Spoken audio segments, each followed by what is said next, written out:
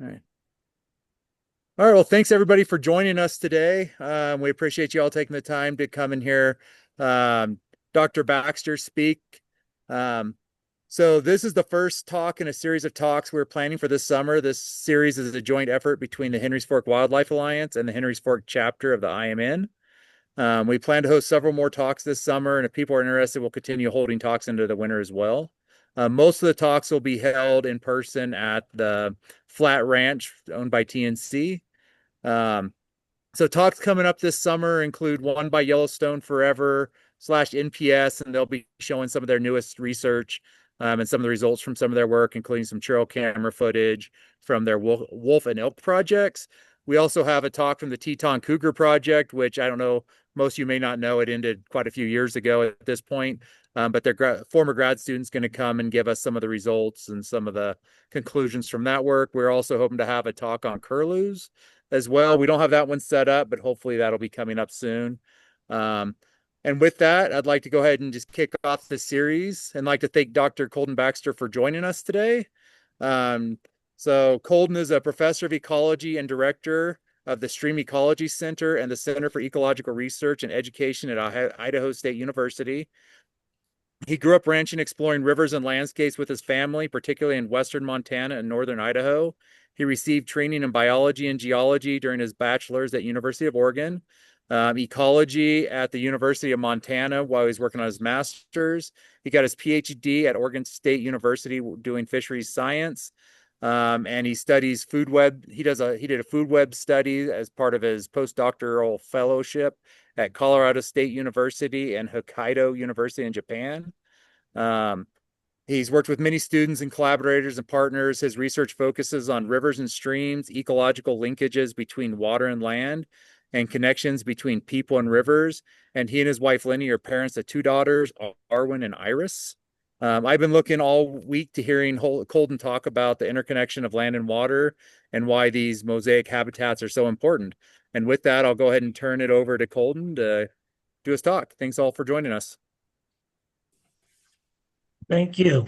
I hope everybody can hear me all right. If please feel free to interrupt if you can't. And as I indicated earlier to some of the smaller group I was talking with, I'm fine with it's a relatively small group of us. If you have questions during the presentation component of what I have to share, please go ahead and raise your hand, or actually, because it's hard for me to keep track of that visually through Zoom, you can just go ahead and interrupt me. I have no problem with that, and we can have some Q&A as we go along, especially if there's something that I say that seems unclear and you'd like a little bit of response to that as we go along. I'm hoping to leave some time open as I discussed with the organizers here at the end for us to have some open Q&A and discussion about how some of these basic ideas that and examples that I'm going to share with you might be applicable to conservation and broadly speaking, caretaking management of the island park broader region and ecosystem there. So I'm going to share some slides in just a minute here. So I don't like you. Can everybody hear me all right? Right. And if you are not asking me a question, it would be best if you hit the mute hit your audio button in order to mute yourself. That way we don't the rest of us don't hear what's going on in your place. But anyway, as was described, I'm a professor of ecology at Idaho State University. I have been working then and with students and many collaborators and partners for over 20 years now in this region. And that includes ecological research that's broadly focused on the linkages between water and land and their importance to native organisms and ecosystem processes and to our regional communities. And so I'm going to share some examples of that with a special eye toward the application of this to your local community, which I'm somewhat familiar with. So I'm going to go ahead and share my screen. Hopefully, everybody can see my slides there. Can somebody give me a thumbs up there? All right, great. Good, good. Um, so the the focus of the presentation here component of what I want to share is, broadly speaking, is the web of life, organisms and their relationships with one another that link land and water, and the importance of this web to specifically to your region there. And have I've stolen a few photos of your backyard there to use in making these connections. For example, this one here of the Upper Henry's Fork below Henry's Lake, and in particular, I was asked to address some of the um, concerns and issues that are specific to this stretch of the Henry's Fork River and the flats that extend on either side of it through this stretch. And so even though I'm a trained ecologist specifically of streams and rivers, I don't think of streams and rivers, as you'll see, as separable really from the landscape that surround them. And in fact, it's the dimensions and characteristics and consequences of those connections that are really of interest to me, and uh, that are really crucial to the management of landscapes and fresh waters. Okay, let's see here. There. I'm going to try to, okay, there we go. These images I stole either from the Henry's Fork Foundation website or your Henry's Fork Wildlife Alliance website. And um, I want to start broadly by pointing out that the science of ecology is itself, its root etymology is actually what it literally means in Greek is the science of home. And so when a person says that they do ecological science in the most kind of fundamental sense, we're really learning, trying to learn about our homes and the relationships that are important to the health of our homes in space and time. And so I see the science that I do as being of that sort. And this landscape pictured in this aerial here is, of course, for many of you, crucial to your home place. And I like this image in part because of what you can see in it. Hopefully, you can see my cursor there.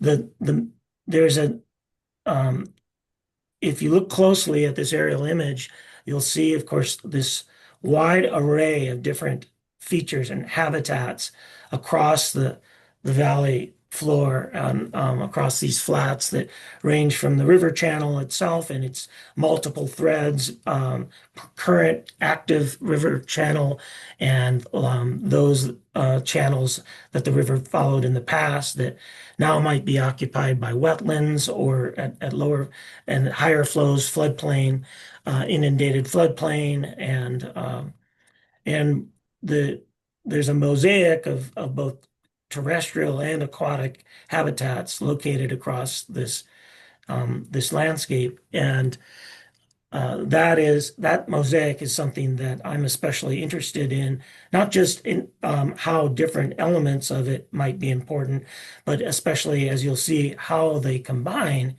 to sustain the health of ecosystems and the richness of species of organisms.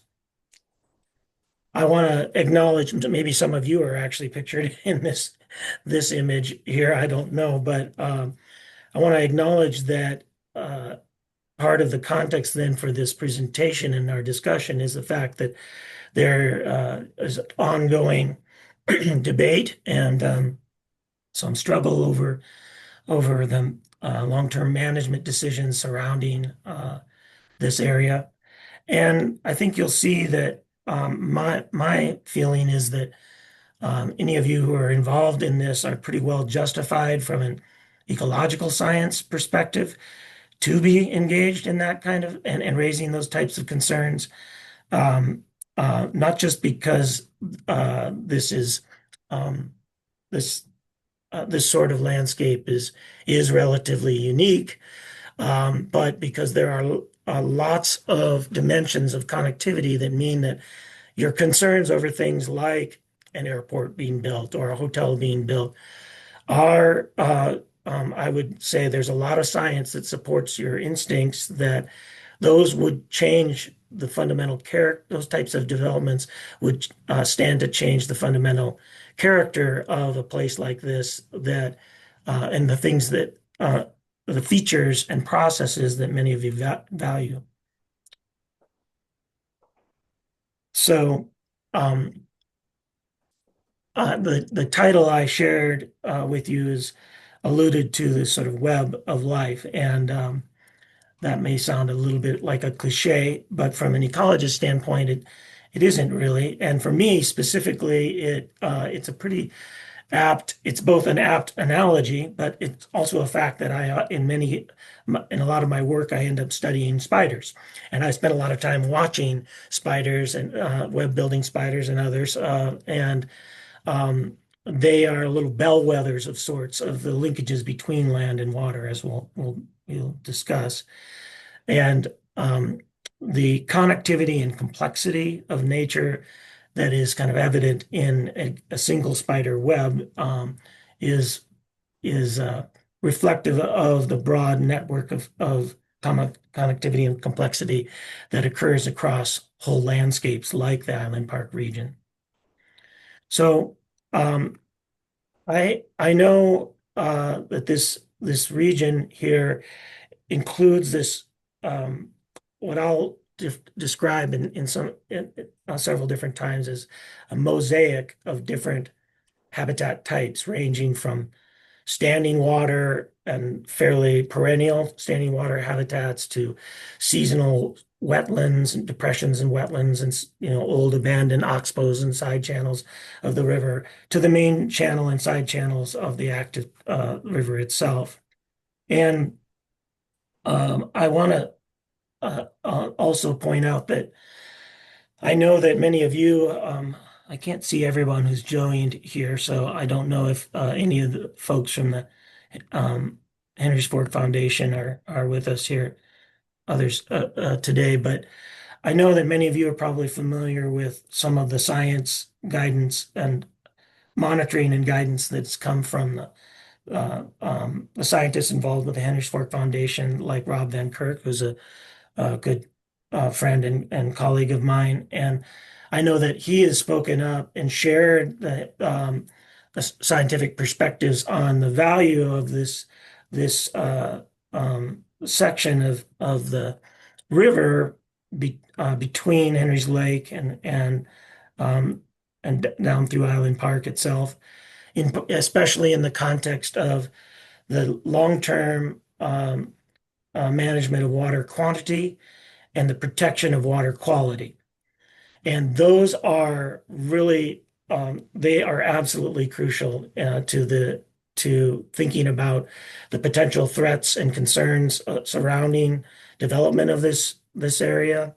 I will agree with Rob, Dr. Van Kirk's assessment that water availability over the coming decades is going to be a substantial concern, and that any kind of development that at this point that doesn't take into account consequences for water quantity in the future is really pretty ill-advised.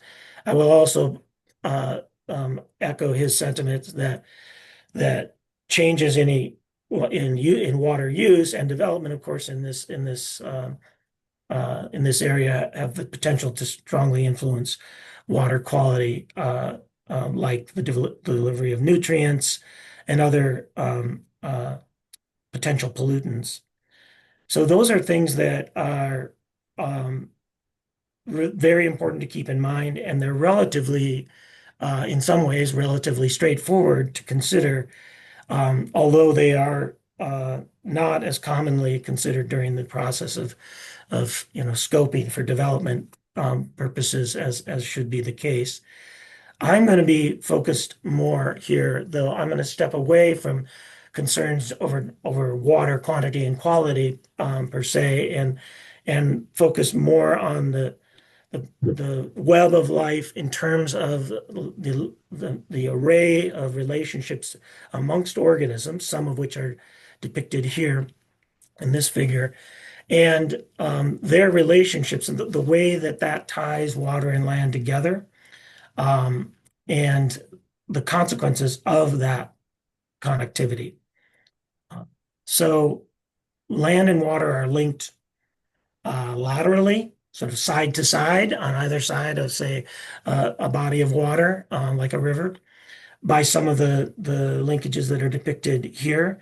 So, for example, in a river, uh, you know, most of you, especially those of you who might be anglers, are really familiar with the fact that fish not only eat prey that are derived from the stream or river itself, but also terrestrial invertebrates that fall in from the vegetation along the river.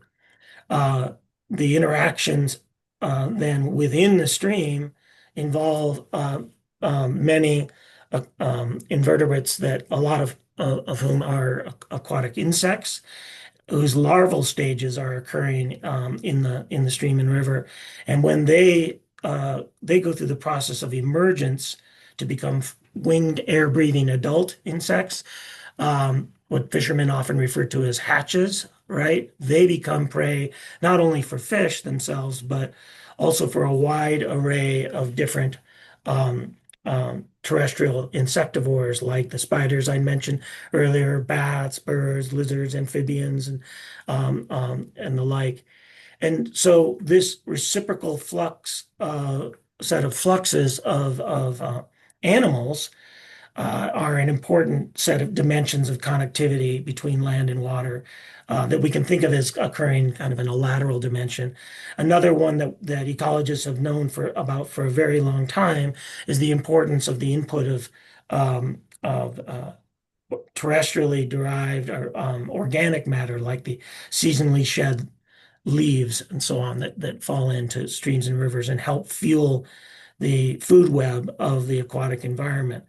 But it's been less sort of appreciated overall that not only does the land feed the water, but reciprocally the water feeds the land by mechanisms like this that I just described, but probably others that you can think of as well. So, for example, many of you have probably watched along the Henry's Fork osprey feeding on fish or other fish eating animals, and you're well aware then of the fact that the organisms that are we think of as land organisms often go into or derive their living from the river, and actually it happens the other way around as well.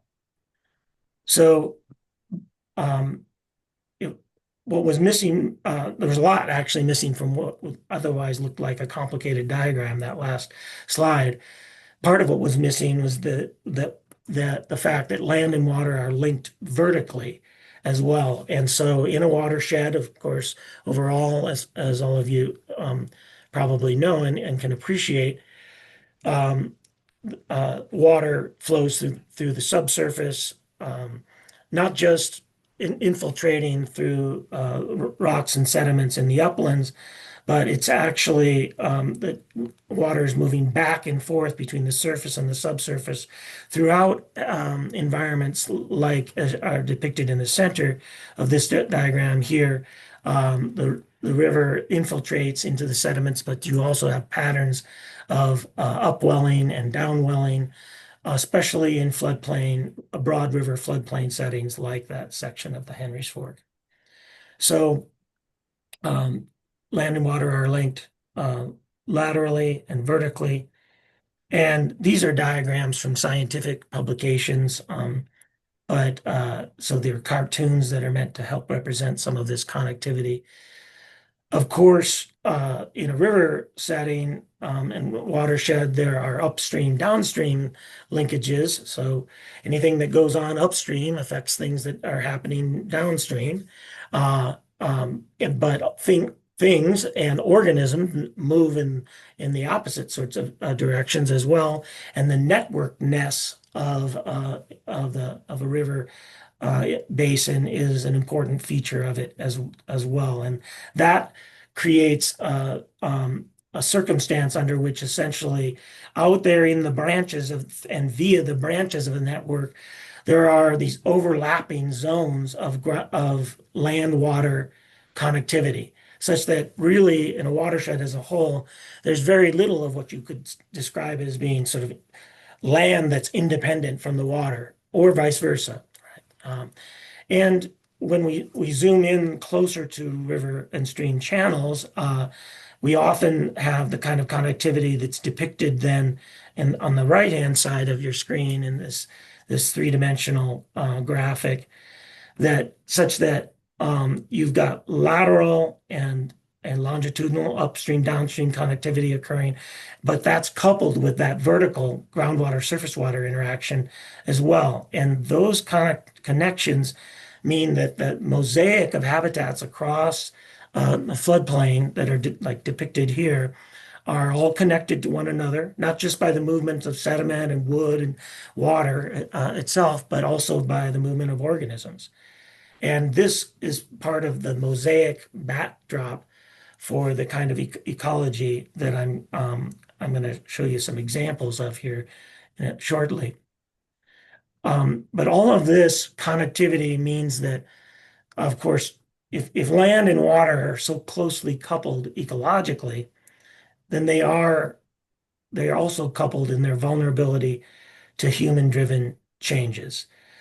Um, they're coupled in their responses to natural disturbance processes like fire and floods, but those processes are being altered.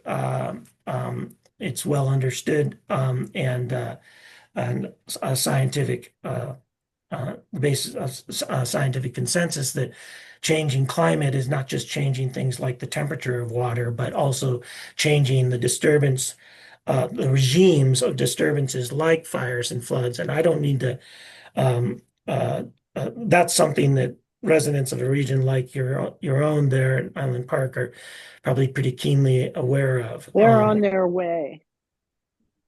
Oh, did somebody have a question? Oh, no problem. Then, if not, this is actually a good point to stop and pause and ask if anybody has any questions thus far. You know, many of the kinds of human-induced stressors that I'm trying to symbolize in this slide are things that are important and are part of the backdrop for your conservation concerns in the Island Park region. Of course, water management concerns that may be associated with the operation of dams and reservoirs. The you know, flood concerns in some settings that may lead to flood control structures, like I'm depicting here.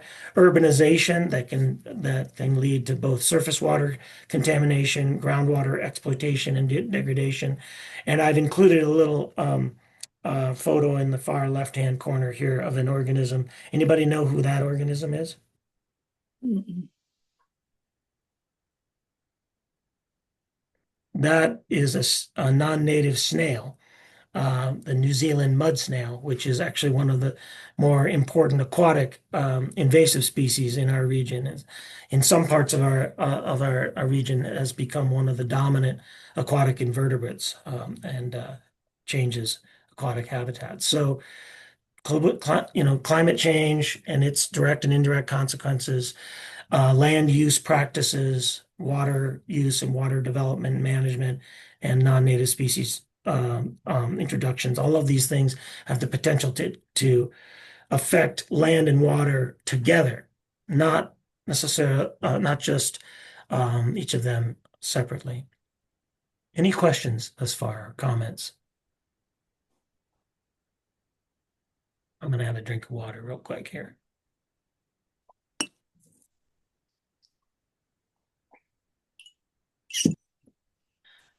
All right. So with this kind of pretty basic backdrop, I want to proceed to some particular examples of studies that have been conducted in your area that I've been a part of, or my students and collaborators have been a part of. I'll point out that I think there's a lot of really good science being done by many others, including folks with the Henry Fork Foundation, for example, and it sounds like you're going to hear about some more of, especially the wildlife-centered research that's been done in the area in the coming months. So that's great. Um, I've chosen just a couple of examples of regional studies that illustrate some of the points that I raised so far, and maybe involve some of the organisms and relationships that some of you may be familiar with, but others maybe not. I'm going to kind of reverse the order of things though a little bit, and I'm going to tell you, first of all, I'm going to give you an example of a study whose findings I think illustrate this take-home message. So I'll tell you the message first is that basically anything that influences aquatic organisms can have consequences that propagate to the land, influencing, for example, terrestrial wildlife. And as we'll talk about after this, the reverse is true as well. But I'm going to start with this one because this is the sort of the direction of relationships that people don't always think about. They often think about how the management of the land might affect the river, but anything that is done in terms of the management of the Henry's Fork of the Snake River or the lake, that for that matter, and associated wetlands and so on, has the potential to influence what we might otherwise describe as terrestrial wildlife. And here's an example of how that might play out. I'm going to give you an example of a study that was led by one of my former graduate students. This is McKenna Adams.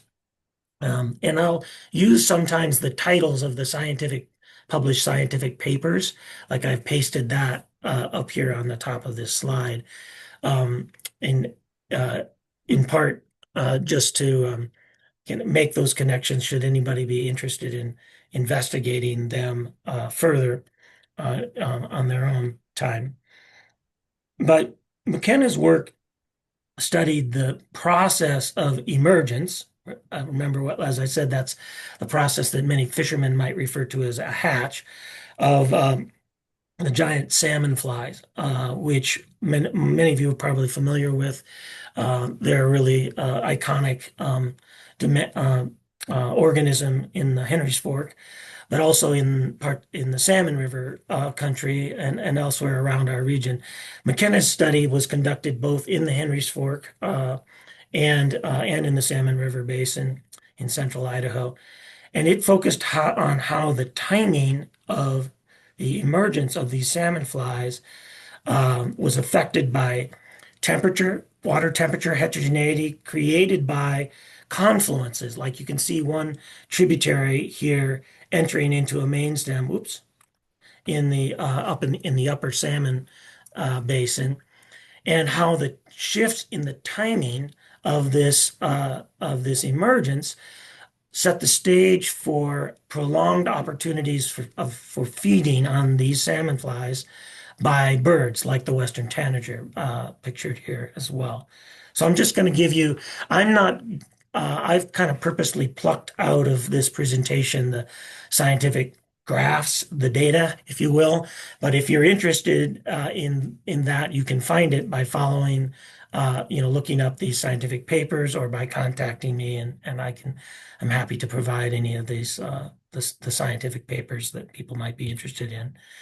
I want to share, many of you probably, if you've been long-term residents of the area, and perhaps especially if you spend a lot of time along the river, you will have seen this feature, which is this is just a time-lapse set of photographs that McKenna took of the giant salmon fly emerging, and so it lives for 2 to 3 years in the Henry's Fork, generally 3 years as a larva or nymph before it's fully developed and ready to, it crawls to the riverbank, usually in the Henry's Fork in the time period around Memorial Day or maybe a little earlier than that now. And it goes through this process of shedding its nymphal exoskeleton, and the adult salmon fly emerges. It only lives for a few days before, and it mates, and the female lays its eggs back in the river.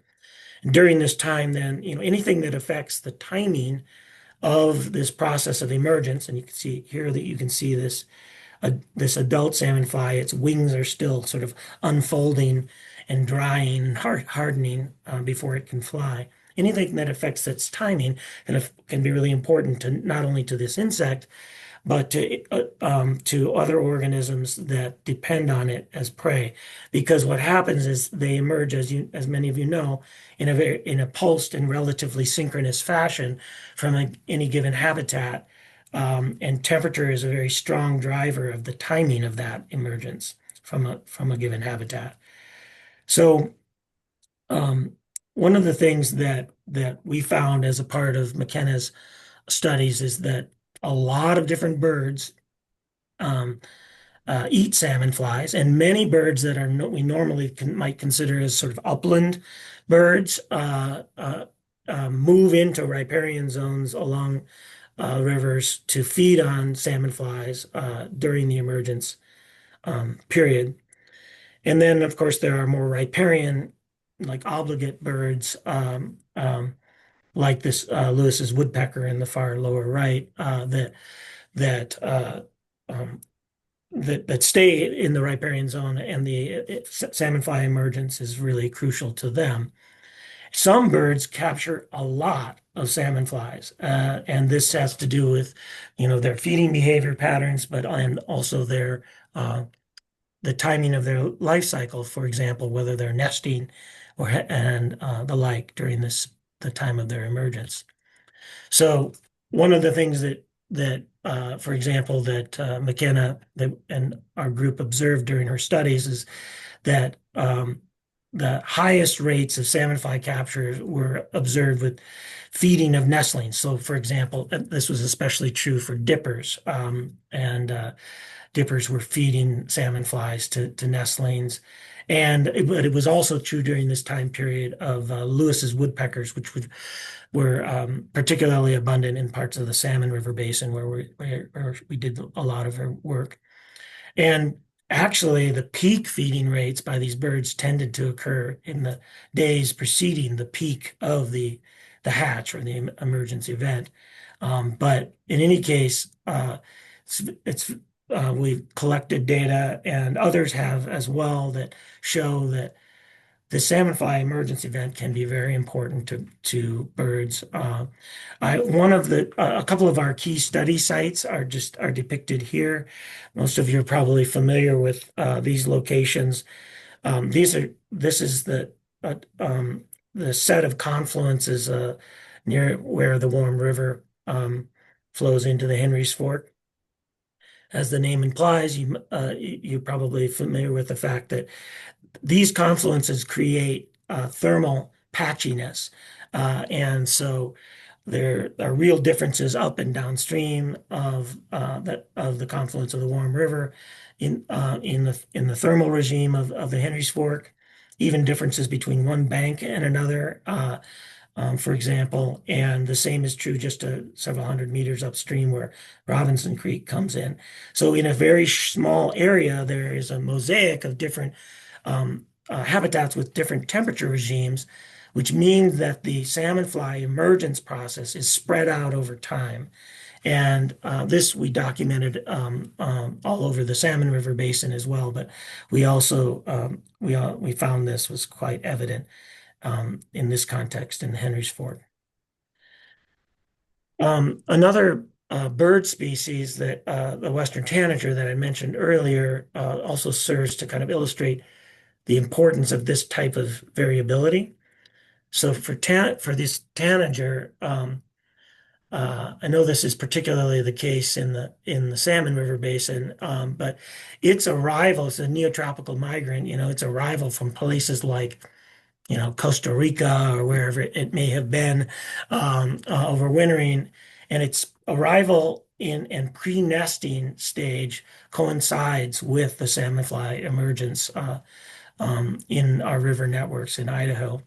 It's commonly observed then, like when it arrives in flocks and groups, those groups are often feeding on salmon flies, so they're flying really long distance. They're showing up starving in places like southeast Idaho, and right as they reach our region, there's this pulse of very high quality insect prey that's available to them, if indeed that salmon fly has been conserved and it's still present with healthy numbers.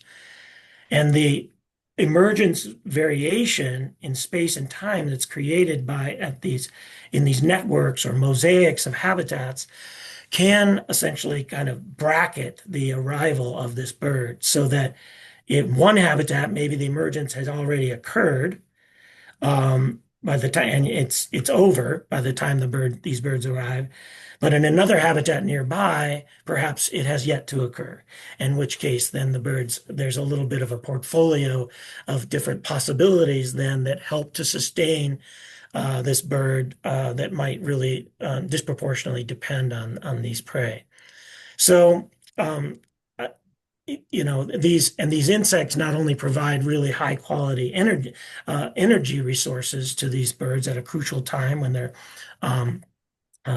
getting ready to lay their eggs, but it turns out that these insects also um, um, sequester a lot of key compounds, polyunsaturated and highly unsaturated fatty acids, for example, and carotenoid compounds that are really important to things like to reproduction and embryonic development and immunological health. And so some of these compounds can only really come from aquatic environments because they follow pathways and they're fixed and created by aquatic plants and algae, for example. And the insects themselves then become packets of not just energy, but key macro and micronutrients that are important to animals like like the tanager, for example. So this to me is the emergence of the salmon fly is something that's a good example of how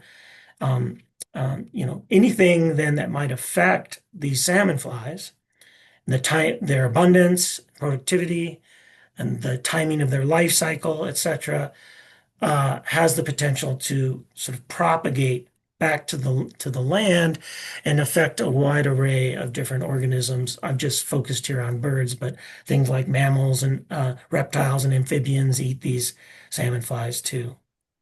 So that's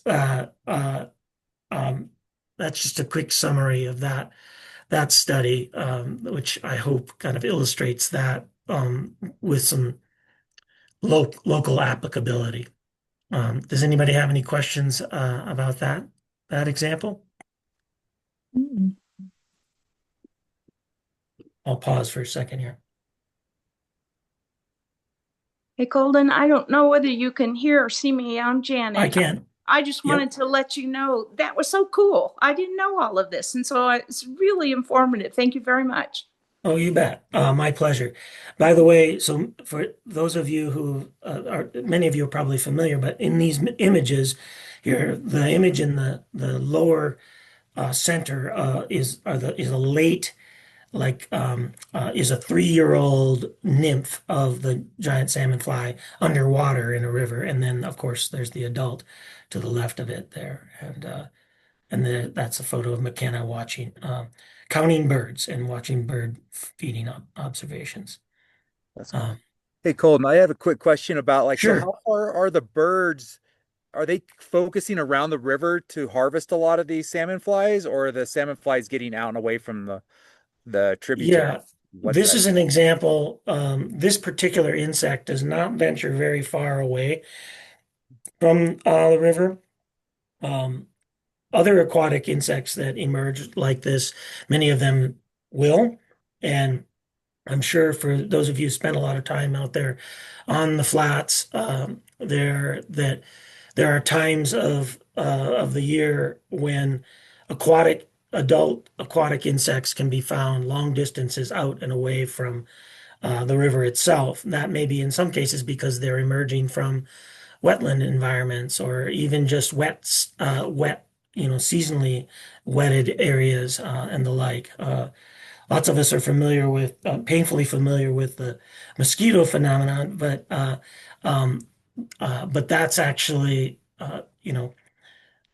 just one organ or a group of these organisms that do this, and a really crucial kind of glue between the water and the land, and serve as prey and are involved in such a wide array of relationships.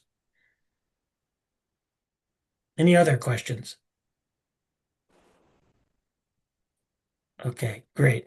I'm going to move on to another example now, which is also a regional one that, and I'll, but this is still related to this fact that anything you really do to organisms in the aquatic environment has the potential to sort of propagate and influence terrestrial organisms. I'm just going to briefly highlight this example. This is work that was led by my former PhD student, Joe Benjamin. And most of that work was conducted a key part of it was conducted in the Teton River drainage, its tributaries. What Joe did was to compare the emergence of aquatic insects, those adult aquatic insects, from streams that had only yet native cutthroat trout in them, compared to streams that had been where non-native brook trout had spread, and then, as they often do in our region, had replaced the native cutthroat. And what he found was rather striking, which is that for a combination of different reasons, brook trout, because of their, especially because of their feeding behavior and their numbers and productivity, they tend to exert a stronger predatory control on aquatic insects in these streams, which reduces the emergence of insects like this mayfly here that's captured in a web spinning spider's web. And that has consequences for things like the spiders and birds and bats and so on. And we found that, for example, then the sites in the Teton drainage that had brook trout had replaced cutthroat trout had reduced insect emergence and fewer riparian spiders along them, which again are kind of bellwether of this land water or water land connectivity. And this is just to kind of, again, illustrate how most people don't think of something. Yeah, we might imagine that the introduction of a fish that is, in some ways not, it is, it belongs to the same salmonid group of fishes as the native cutthroat trout.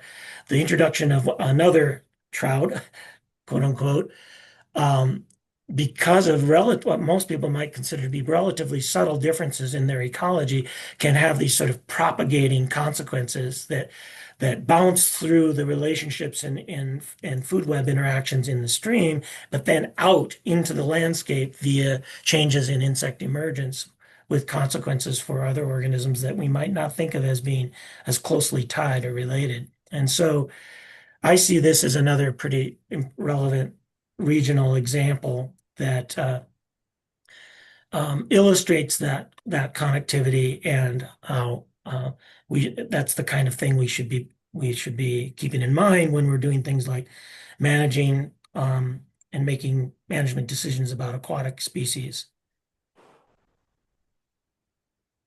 I'm going to switch gears now and think about the relationships and interactions in the opposite sort of direction from land to water. And I'll tell you, like I did before, the take-home message before getting into it, into the example. Basically, anything that, in this case, anything that changes terrestrial vegetation and soil characteristics or features, or the groundwater flow paths that I alluded to earlier, is going to have consequences that can propagate into aquatic environments, influencing aquatic organisms and ecosystem processes. And so, and remember, when I say anything, I'm referring to, any natural process, quote unquote natural process, but also any kind of land use change or uh, um, uh, land surface disturbance, or in this case, what I'm going to share with you are some of the ecological consequences that we've studied that accompany the change, the spread of a non-native, very common non-native tree in our region, the Russian olive. So this is a site that was not far from Pocatello here, where I live, that was studied in great detail in the early 1970s. It's pictured in the early 1970s on the left, and around 2010 when we started this work on the right, and the sort of sage gray-green tree there that you're looking at, a silvery tree, is of course the Russian olive. And as the name implies, this is not a native tree to our region, but it is one of the most abundant woody trees in riparian zones of the Intermountain West now. We have, and we're actually continuing to conduct studies of the direct and indirect effects of Russian olive, particularly focused on the consequences for the streams and rivers that they spread along. One of the early examples of this was work conducted by a former PhD student of mine, Madeline Minot. And here's the title from one of her published works, which is a non-native riparian tree, this Russian olive, changes the nutrient dynamics in streams. So why would that be? Well, what's happening is actually that these Russian olive, associated with their roots, are nodules of bacteria and this is common in many plants, as many of you probably know, but it's especially prevalent in Russian olive are these nodules of bacteria that are able to transform nitrogen gas from the atmosphere that's also present in soils, then into usable forms of nitrogen that the plant itself can use. But it also then, it turns out, if it becomes hyperabundant, like it does in some of our region here, Madeline showed that was leading to both inputs of excess nitrogen through the soils and groundwater flow paths, but also by the input of the Russian olive litter material into streams. So this stream that has, for example, that's pictured here that you can barely see, and on the right, had its nitrogen loads amplified by the spread of this Russian olive. And, although nitrogen is, of course, needed for life, like many things, if it becomes too abundant, it becomes a pollutant. And and it can lead to, in streams and rivers and reservoirs in our region, it is one of the culprits of water quality problems. And so many of these rangeland streams, for example, in our region and others, already have their nitrogen is a water pollution concern. And if an introduction and spread of a non-native tree like Russian olive could amplify that and further affect water quality. Now, we also did related work that showed that, as you might expect, along arid, semi-arid streams and rivers, this is the Bear River to the south of here, along the border with Wyoming, with Utah. This as this tree spreads, it changes the organic matter dynamics of these streams and rivers, increasing the leaf litter inputs. But this leaf litter from Russian olive decomposes quite a bit slower than the native plants that it might replace. And it turns out that relatively few of the native, I emphasize here, stream animals directly consume this material. Which leads me to the sort of next chapter, if you will, of this work, where work that was led by former doctoral student of mine, Caleb Heinrich. What Caleb found was actually there was an animal that was thriving on the spread of the Russian olive, and that is the common carp. Carp are also introduced, like Russian olive, from Asia, and were intentionally spread around the Intermountain West, as were Russian olive. Russian olive were planted for windbreaks and erosion control and as ornamentals and so on, and have essentially escaped from that. And carp were originally introduced as a food fish, actually, and as the railroads were put in through the West.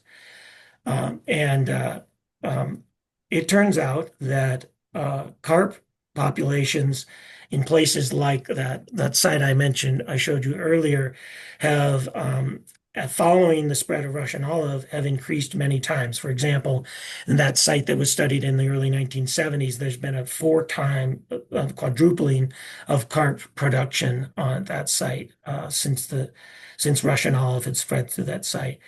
And on an annual basis, it turns out that about nearly half of the diet of these carp are the olives themselves from Russian olives. And during some times of the year, of course, as you might imagine, the diets look something like this. On the lower left, that's the gut contents of a carp. Carp have the machinery in their jaw structure to crush olives and derive and assimilate energy and nutrients from the olives, unlike many of the other remaining native fishes in the region in these waters. And so this is an instance in which there are invasive species interacting with one another and potentially amplifying one another's effects. And in fact, we speculate that carp are actually playing a role in spreading olives, because many olives that go through the digestive system of carp are actually able to, we found, are able to germinate.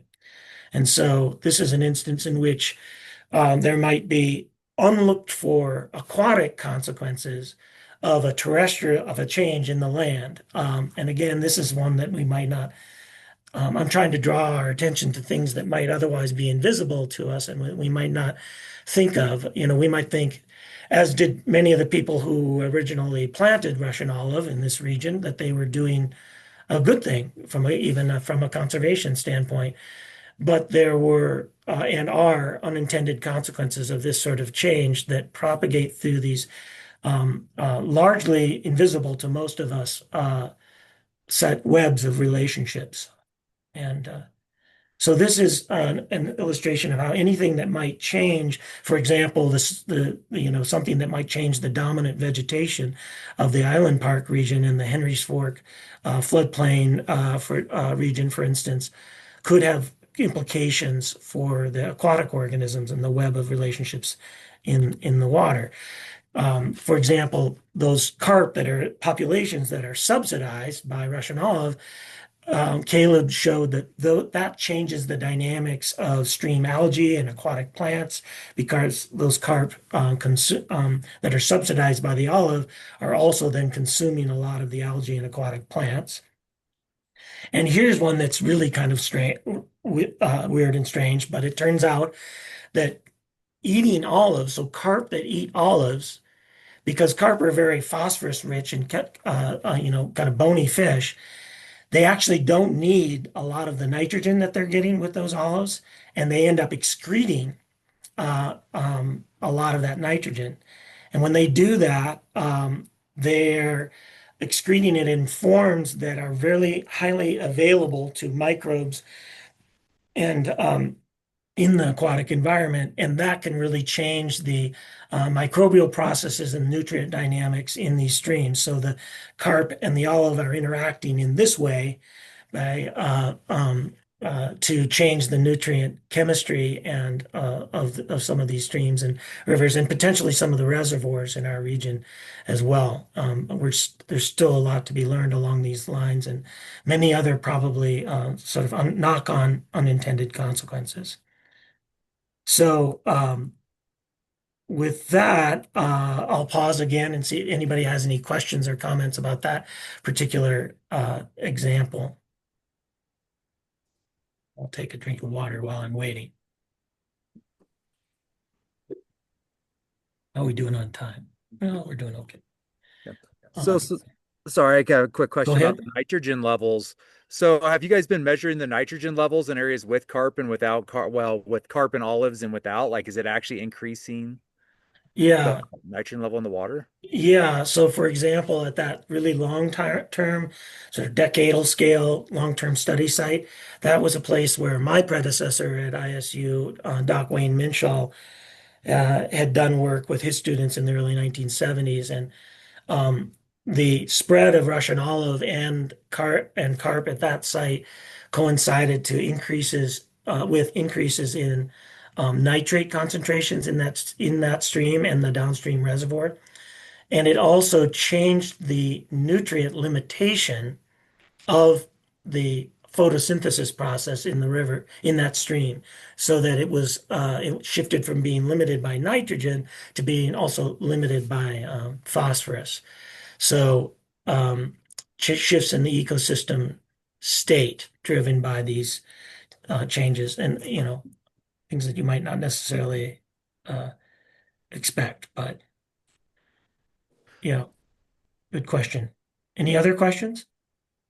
Sorry, just to follow up on that. I don't know, is this system that where the carp in those are? I know like Henry's Fork has phosphorus increasing every 10 years. I can't remember what Rob said it was now, but I know it's been seeing drastic increases. So what will that mean in terms of that kind of ecosystem if we have an increase in phosphorus, if that's becoming the limiting factor? Like, is it just gonna... Yeah. Well, one of the things, if you've got a body of water whose phosphorus loads are increasing, anything that might contribute, well, what can happen then is that it might be more likely that the photosynthesis by things like algae and plants would become more limited by nitrogen.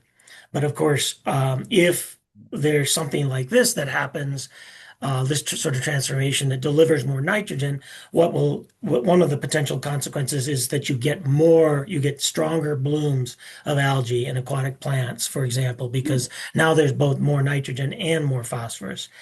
And that is something that's also exacerbated by reductions in water availability because you concentrate the nutrients that you have. So I think this is one of the kind of unlooked for synergistic or combined consequences of changing landscapes, changing organism distributions, along with reductions in water in many cases, and increased delivery of nutrients like nitrogen and phosphorus from agriculture and urban development and the like. All right, I'm going to move on to kind of the last phase of example. And here again is this sort of take-home message. And I'm going to move back a little closer to Island Park here with this example. First of all, the take-home message here is that land and water, as I've been trying to illustrate, really are inseparable, and they respond to change and changes together. And then I want to delve more into what I think is an illustration of how the natural, quote, mosaic of land-water linkages can help actually to sustain the richness of both aquatic and terrestrial species. So it's not as though perhaps there's any one just ideal state, but some of that spatial and temporal variation, like naturally occurs in that stretch of between Henry's Lake and Island Park, that some of that variation is itself really important. It's not enough to just protect one type of habitat or manage to create and maintain one type of habitat, in other words. And this is work that we're actually in the midst of and completing. It's one of the latest in the installment of really important ecological work that's been done in northern Yellowstone National Park, and that many of you are probably pretty familiar with already, because it's so kind of archetypal to the conservation thinking and ecologically related management of your home region there. This is I'm the work that I'm going to describe here um, is centered really in the what is referred to as the Northern Range, and especially portions of um, tributaries of the Lamar and Yellowstone in that area. Um, as most of you know, there's this sort of really dominant narrative that is that's been that is rooted in science and um, uh, but whose public sort of translation into public understanding has been a little bit fraught. That um, that the reintroduction of wolves into northern Yellowstone had cascading consequences that not only by changing behavior or numbers of ungulates like elk, um, had consequences for and drove increases in riparian vegetation uh, like aspen and willow, but that ultimately that had consequences for in-stream aquatic organisms and other riparian organisms as well. And in fact, um, there's uh, this has been taken so far as in the popular media. I'm sure many of you have viewed this video posted back in nearly a decade ago now, that is alludes to this idea that the reintroduction of wolves was actually playing a role somehow in saving rivers and altering streams and rivers. And despite this narrative being pretty prevalent in our region and being used as a kind of literally as a textbook example all over the world, there's actually not as much evidence for this from work centered in stream and in with centered around stream organisms and riparian organisms. There's a subset of really excellent work certainly that's been conducted, and there's as I'll describe, I think there is evidence that there's evidence that in fact wolves have certainly played a role in in driving what is referred to as this trophic cascade in parts of Yellowstone National Park. But there's more to it than that, and the ongoing work in this area really kind of, I think, bears this out, and ours is just a part of a contribution to that. So, as most of you know who are familiar with northern Yellowstone, the effects of the changes that have occurred over the last several decades in riparian vegetation have not been homogeneous. So there are places like this tributary coming off of Mount Washburn where regrowth since wolf reintroduction of riparian vegetation has been pretty intense. And these are places that might serve as examples of where this process and maybe others are operating. But there are also places like this. This is on the valley floor of the main Lamar Valley, where Rose Creek flows into the Lamar River, where woody riparian vegetation is essentially absent. And this conditions there remain in a state somewhat similar to what they were like prior to wolf reintroduction. Now, there's a wide array. The work that's been done over the last several decades demonstrates, I think, pretty clearly that there's well, first of all, it demonstrates that scientists don't all agree with one another, that's for sure. But it really, I think, points to the high likelihood that a wide array of different processes are at work influencing the riparian vegetation dynamics of streams in this region. And they range from, yes, wolf reintroduction and changes in ungulate numbers and behaviors that I mentioned earlier are also long-term changes in the numbers and occurrence of beaver dams or beavers and beaver dams, shifts in climate and other vegetation dynamics. In fact, many of you may appreciate this because you live with it in your region there, that it wasn't just the reintroduction of wolves that occurred, but in fact, the over a period of a decade or more, really the reestablishment of a whole array of apex or top predators. And also that over especially the last 15 years or so, the reductions in elk numbers in the northern range have been accompanied by a pretty dramatic increase in the use of portions of the northern range by increasing numbers of bison. So all of these factors, which many of them, which are terrestrial wildlife dynamic related, are at work creating now a mosaic of conditions in the northern range, not a single homogeneous state, but instead a mosaic that includes places where it's the woody vegetation is so dense you can't see the stream, to places that have no woody vegetation to speak of, and they're more herbaceous dominated. Now, this is the work that we've been doing here that in this context over the last really about 8 years was led by my recent PhD student and postdoctoral researcher, Jeremy Brooks, and was conducted in collaboration with some folks at Oregon State University. And these are some of the sites, for those of you familiar with the area, where we did a lot of our detailed work, year-round, in-depth studies. Especially of an array of sites, but especially these 5 sites depicted here. And just to give you a sense of sometimes I think when you summarize scientific work, there's a risk that you'll make it seem like it's too simple and much more simple and easy than it actually is. Here's a list of the kinds of things that Jeremy and our crew did over many years time period to get at some of the overarching findings I'm going to share with you.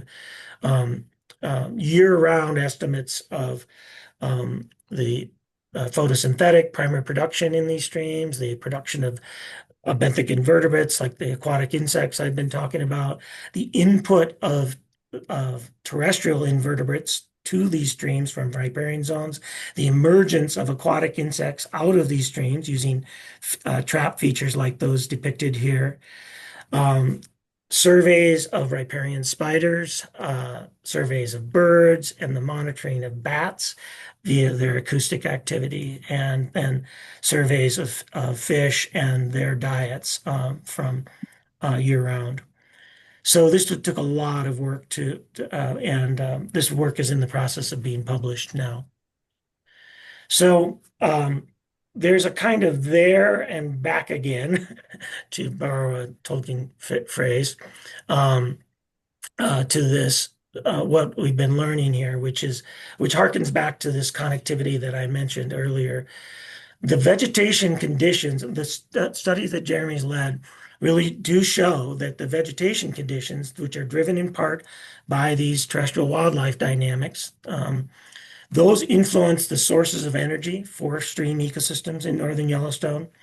But then it's the characteristics and traits of aquatic organisms in each of these individual sites that influence or mediate their responses to that vegetation state. It's not, they don't just homogeneously respond, you get one type of stream versus another, for example.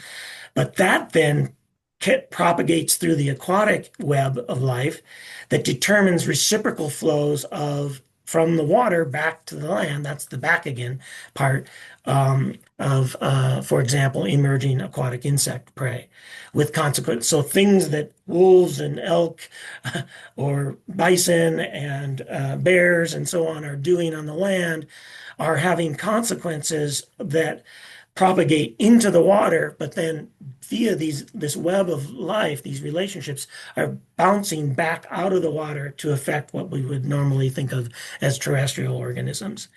And so that is definitely occurring. It's just not happening in exactly the sort of homogeneous fashion and as simple in as simple a fashion as the sort of classic National Geographic style interpretation of this dynamic has depicted. So I think that that's something that I hope that narrative will mature and evolve and in the coming years, in part influenced by Jeremy's work. I'm I think one of the really crucial elements of what we found there in the Northern Range, though, is that in fact it's not just that that these sites are these individual stream riparian habitats are kind of responding along different trajectories, that there's no one condition then that is really the ideal habitat, but it's really the way that these streams and their riparian zones, which are really only separated in some cases by hundreds of meters or a few kilometers or whatever, the combination of these are sustaining more aquatic and terrestrial biodiversity than would occur without this mosaic. And so it's the mosaic itself that matters as much as and that's a part of the broader health, if you will, of the landscape. I'll also point out that it's hot off the press. Just in the last few months, we've finished some analysis of work that we've been doing since the June 2022 extreme flood that occurred, where we found that in fact that mosaic of conditions is sort of promoting the stability, and by that I mean the maintenance of species diversity and ecosystem functions like productivity at the scale of the landscape after that flood. So we see some evidence that mosaicness in the land-water connections is actually really potentially a key feature that's helping to sustain the characteristics, the organisms and the characteristics and processes that are important in northern Yellowstone. So the last thing so I'll pause for questions, I guess, surrounding that example before a quick sort of wrap up here.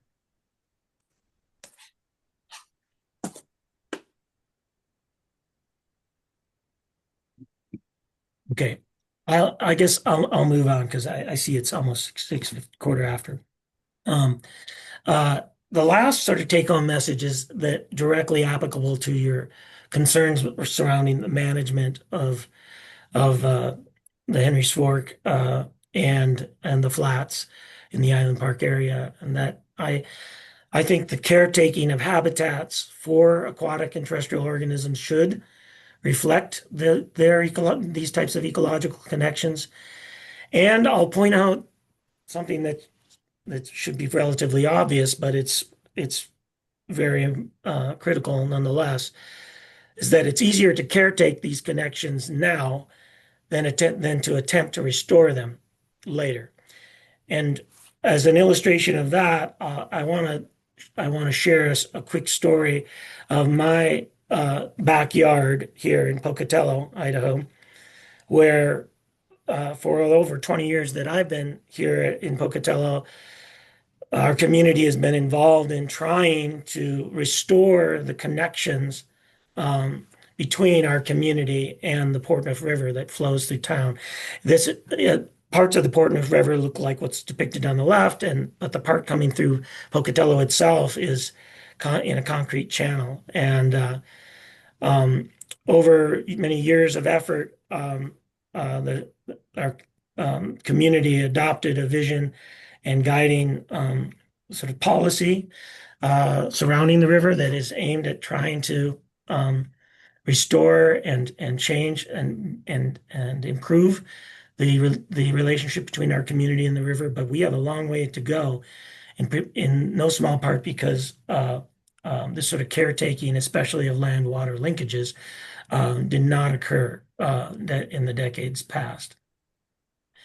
I'll point out that this kind of adaptive visioning, I mean, is really important. But you know, for example, in Pocatello, when the public was asked what they wanted the Portneuf to look like, an initial drawing might have looked something like was depicted here on the left. People said they wanted consistent flow and clear water and fish and wildlife, but they were drawing a picture, literally in some cases, of a habitat like that looks like it's flowing through a golf course or something like that, right? Mm. And we conducted then that prompted us to do some study that showed how the perceptions and role of this complexity itself. This was work led by my PhD student Jade Ortiz, that in short showed what you might expect based on the examples I showed earlier, that parts of the Portneuf water river that maintain their complexity, habitat complexity, that mosaic of habitat conditions, have more insect emergence and more spiders and greater bird abundance than those that have been simplified. And that in part what has to be restored in this setting, if people want to get what they want, what they say they want, is some of that complexity. And in fact, that's what the community has worked toward, has taken some of those findings to heart.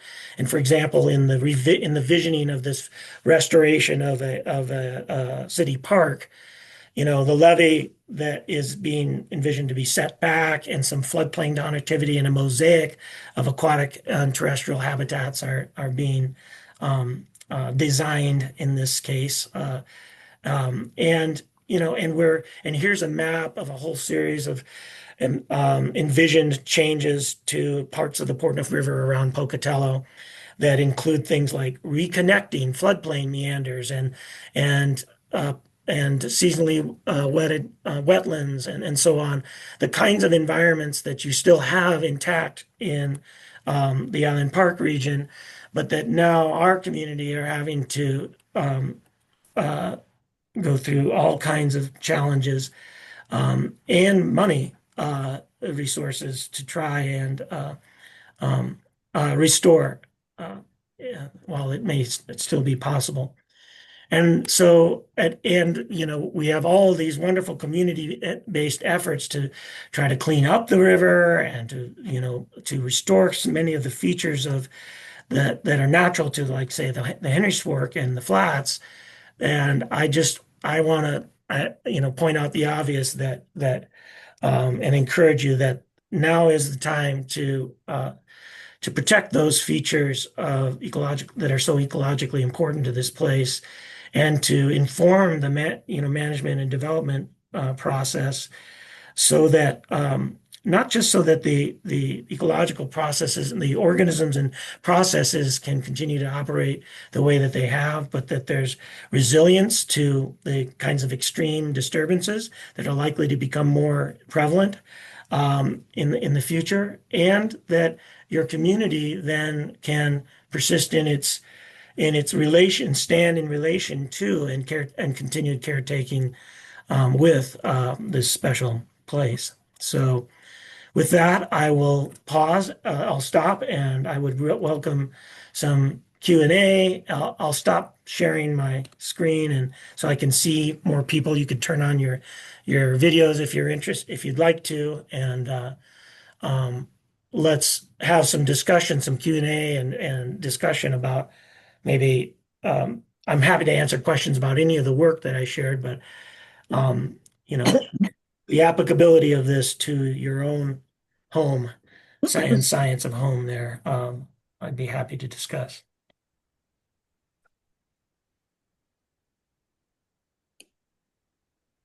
Well, I have a question. Go ahead, Allison. Sorry, Justin's okay. The discussion that is happening in Pocatello right now with the Portneuf River, how did that big, can you, sorry, I'm sitting right next to Justin. I'm hearing my own voice over there. Oh, I see. Yeah. How did that big discussion get going? Why was there this community push? Were you seeing environmental conditions that were really bad? Like, how did that all get started? Yeah, good question. I mean, the Portneuf River is a success story in many respects in that its water quality is pretty dramatically improved compared to what it was in the early 1970s, prior to the passage and the implementation of the Clean Water Act, which does actually work in many respects. And without it, a place like Pocatello wouldn't be talking about wanting to restore our connections to it so that people can tube in it, for example. There was no way that we would have been able to have recommended tubing or even boating in many cases, parts of the Portneuf River in the early 1970s. But we certainly can now, I'm glad to say. Uh, so that played a role, and shifting values in our community and the desire to see and to perceive and live with the river as something that is a real benefit to the community, as opposed to whatever something that we're ashamed of and we think is gross, um, but our community had to essentially go through that kind of transformation, and we're still kind of working on that, I would say. But it's uh, the intersection science played a role in this over the years, but it was absolutely really motivated individuals in the community who helped get it rolling, especially individuals who worked with the city to overcome some of the initial skepticism that we could actually make a difference and make some of these things happen.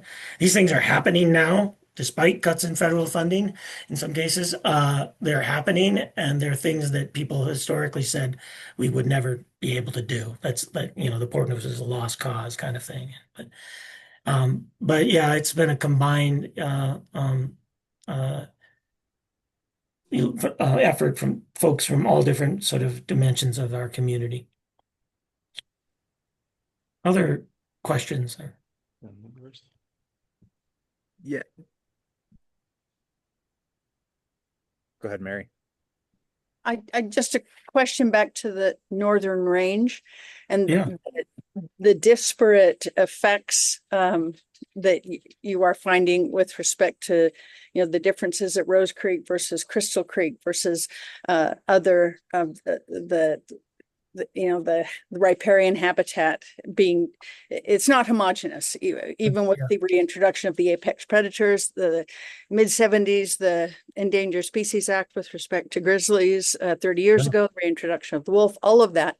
If we take a peek 20 years from now, with the benefit of a whole lot more science, including yours, would you expect that there would still not be entirely homogeneous results across different riparian areas and streams? Yeah, I think that this is sort of a philosophical comment, that I would say the current perspective of many ecologists is that landscapes like Northern Yellowstone are naturally a mosaic and that habitats and local patches of ecosystems are actually, rather than sort of cycling around in some kind of dynamic equilibrium, like ideal state, that they're instead different parts of the landscape are following different trajectories of change. And they're, whether that's in part because of natural processes like fires or floods or whatever, or heterogeneity in terrestrial wildlife dynamics, like I was describing, that leads to the persistence of a spatial and temporal dynamic state, not like the convergence on a single kind of ideal condition necessarily. And um, I'm affected by certainly this round of findings from our work over the last several years that seems to point to this, but I do think time will tell. I don't know that, for example, Yellowstone's wildlife dynamics are pretty heavily constrained by the way that we manage animals, including bison. Right now we're in the process of concentrating a lot of bison in the Northern Range, and that's like uh, I don't know what the consequences of that will be over the scale of the next few decades. I expect that will change, but is what I expect. But I don't think we should fear the uh, the the the occurrence of this kind of mosaicness in landscapes. In fact, it's in part what we should be expecting and managing for. That kind of messiness in nature is really something we should be managing for. It's hard to do that if you have very little habitat remaining, but if you have large tracts of habitat area still that you can caretake, like occurs in the region around Island Park, then you still have the opportunity to manage for that mosaicness, rather than trying to manage for any one like ideal state or condition, say. But that's a very good question. And I guess I would just say I don't have the answer yet. And I consider that to be something that's uh, not easily predictable, but doesn't mean it can't be understood and adapted to along the way. Thank you. Mhm.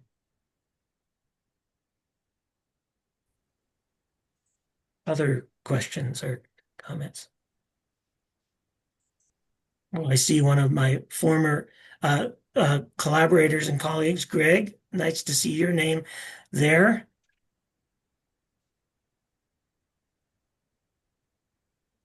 Yeah. Oh, Janet, do you have a Yeah. question? Golden, I did just want to. I'm sitting here on the North Shore of Henry's Lake looking out my window right now. So Mhm. I am really spend a lot of time up here and love this landscape. And I think what we're seeing as a community is we're trying to balance commercial development with maintenance of an ecosystem and a very fragile, in my opinion, ecosystem. And I know on Henry's Lake and certainly in the watershed, we're seeing more and more changes in our nitrogen, our phosphorus levels, and that seems to be associated with more and more houses, more and more people, that sort of thing. And do you have any words of recommendation on how, I want to get you and I want all the planning and zoning commissioners to listen to your talk, how profoundly important this is, but how do we as citizens try to influence that balance? Yeah. Well, I grew up in this region, broadly speaking, and including, farming and ranching. And so I'm pretty attuned to the fact that a lot of our um, citizenry are pretty averse to any kind of long range planning that Mm. might constrain what you can do with private property. Mm-hmm. I understand, I have a pretty good understanding and feel for that. I, um,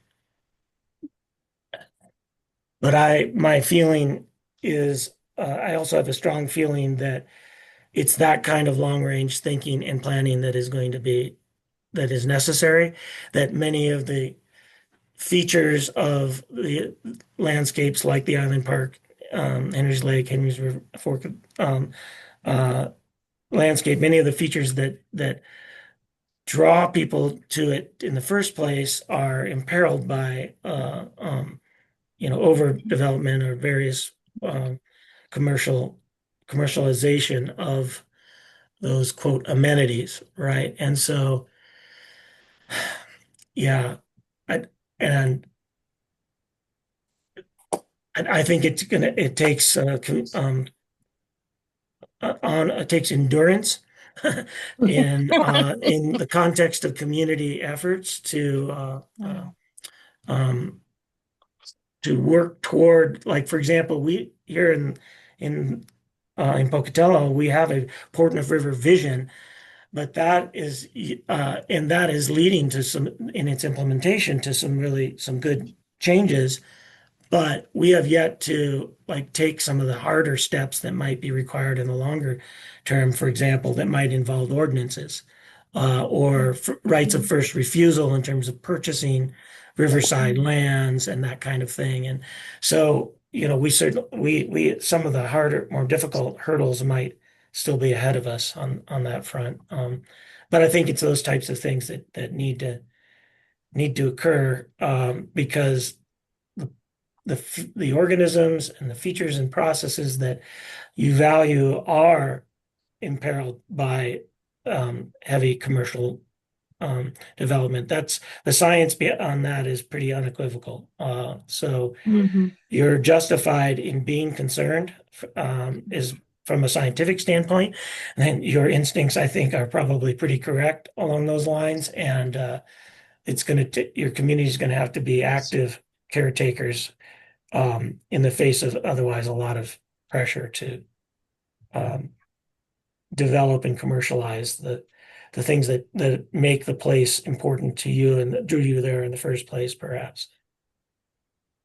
Thank you. Wow, that's not encouraging.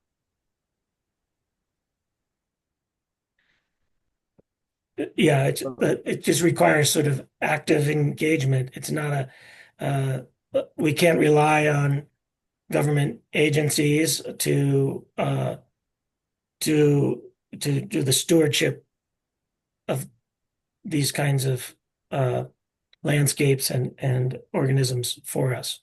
We have to be active and participants in that process. That's why I say ecology is the science of home, and the caretaking of our homes is all of our jobs, not just the jobs of professionals who are hired to because of their expertise.